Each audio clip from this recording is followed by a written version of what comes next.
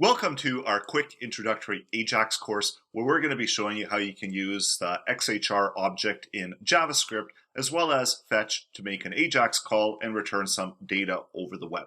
There's a number of different projects that we're going to be working on, as well as I'm going to be showing you how you can create simple applications to connect to APIs that are available on the web and pull back some of that information. So this is going to be JSON formatted information and data, and then we're going to make use of it within our web applications.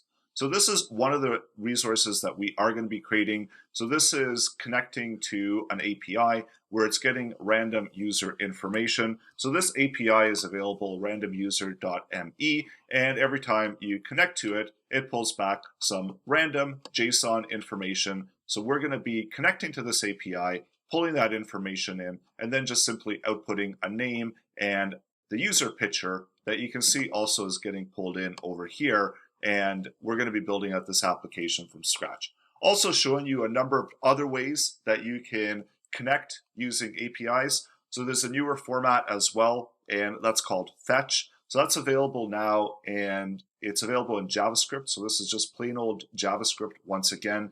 And it's another way to create AJAX calls, and it's more advanced than the XHR, so the XML HTTP object in JavaScript. It gives you the ability to work with promises, so that gives you more flexibility with the content and as you're getting the content coming back. So let me show you a quick example of what we're going to be doing, and I'm going to just show you how we can connect to that same API, and you can try this as well. We're using Chrome here in this example, so I'll make it large. And you can go to any web page and write this within your browser. So this basically runs with any browser. So it doesn't actually matter which browser you're in and which window you're on. As long as you've got your browser open, you're able to make these XHR requests. So first of all, we're going to show you how you set up your XHR object. So we equal it and we create a brand new XML HTTP request object.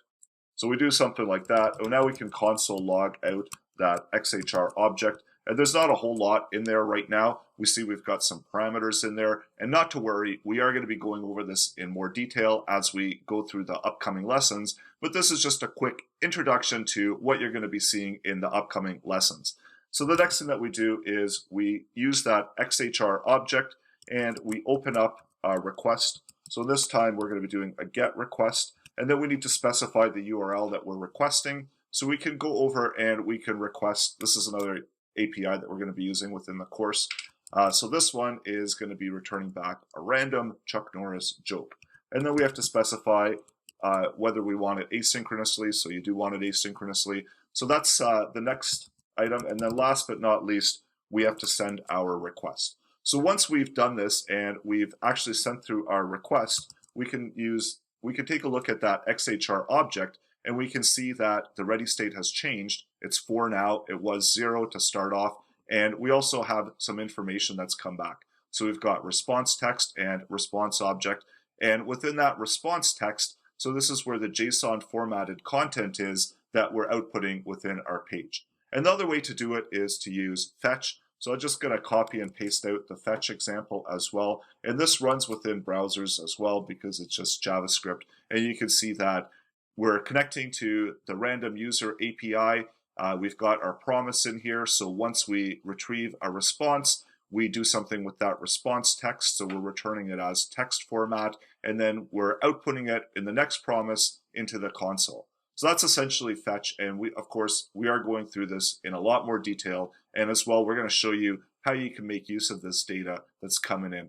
So all of this and a whole lot more is coming up in the next lessons, so I hope you're ready to jump right in and start practicing and learning more about AJAX and bringing it into your own web applications.